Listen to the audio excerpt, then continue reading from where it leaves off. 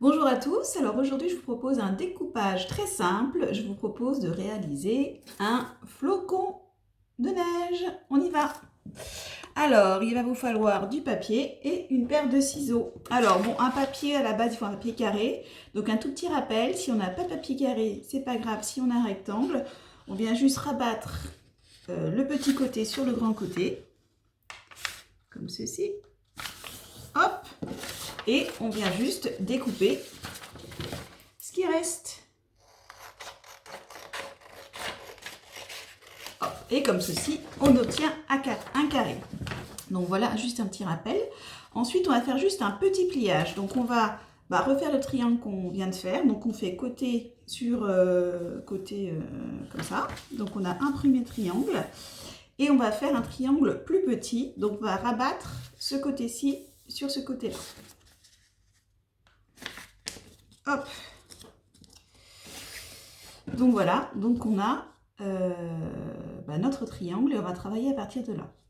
Donc maintenant, ce qu'il va falloir faire, c'est qu'il va falloir plier en 3 parties ce triangle avec un même angle ici à la base. Donc soit vous avez un rapporteur et vous pouvez mesurer, soit vous faites à l'œil. Moi ici, j'avais une planche à découper où j'ai les degrés. Donc par exemple, là on a un angle de 90 degrés. Hop. Et je vais faire venir un trait à 30 et un trait à 60. Donc comme ça, j'aurai divisé mon angle de 90 en 3 parties.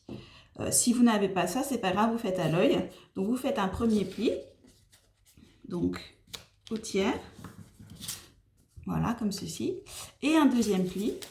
Et vous vous assurez tout de même que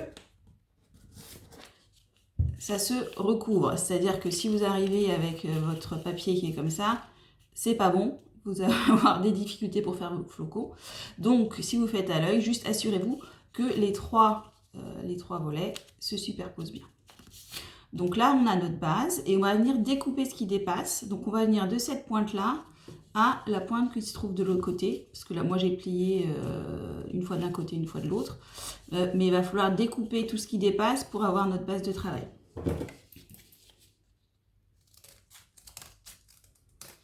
Donc voilà, donc maintenant j'ai ma base de travail avec donc, vous voyez, je vous montre, hop, trois volants mais qui en fait sont doublés.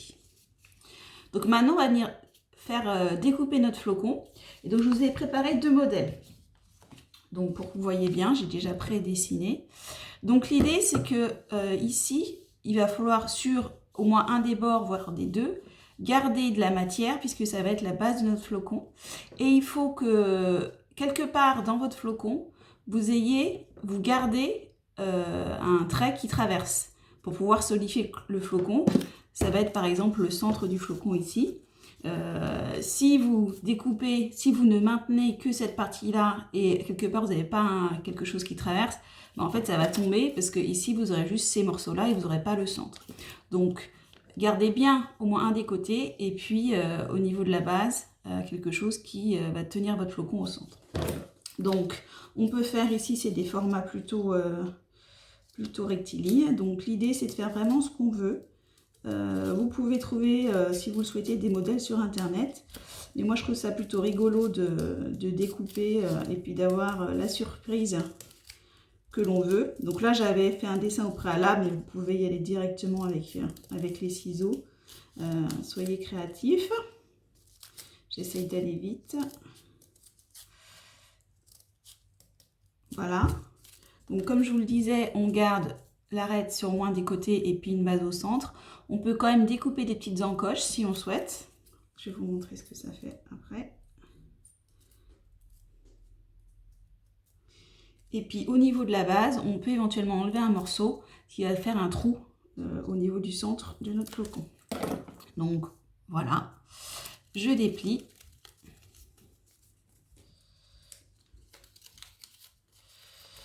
Et donc voilà, par exemple, une forme de flocon. Donc là, c'était le petit trou que j'ai découpé à la fin. Et on voit qu'au centre, ça a créé une petite étoile avec le trait que j'ai fait. Donc voilà les règles de base. Donc là, j'avais gardé qu'un côté. J'avais préparé un autre modèle où on a gardé les deux bords au niveau de la forme. Je vais le découper, voir ce que ça donne. Donc là, c'est un motif plutôt, vous voyez, très géométrique, avec des lignes franches. Là, ça va être des lignes plus douces, plus arrondies. Donc prenez un papier, oui, une chose, prenez un papier pas trop épais, parce que quand vous allez devoir couper toutes les épaisseurs, si c'est épais, vous allez avoir beaucoup de mal.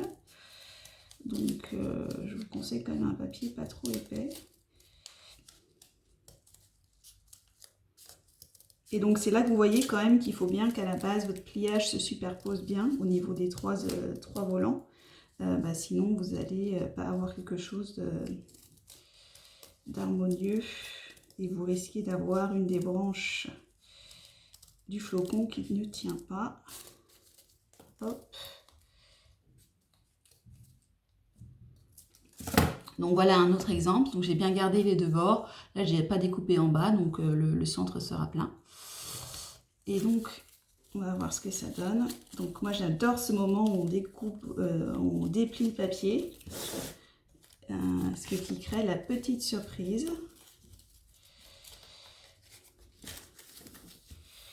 Donc vous voyez un autre style de flocon.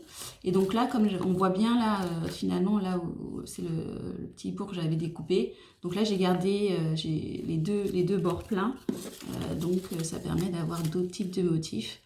Donc surtout amusez-vous. Donc les règles, c'est un papier carré, quand même le plier, bien le plier. Et puis bon, garder les bords. Et une partie qui va tenir le centre du flocon. Mais sinon, c'est vraiment libre. Faites appel à votre créativité et puis ayez la bonne surprise à la découverte. Donc, moi, ce que j'aime bien, c'est en faire vraiment de toutes les formes, de toutes les tailles. Et puis après, venir les scotcher en haut des fenêtres. Ça fait vraiment un effet tout de suite très hiver, très Noël. Donc, maintenant, à vous!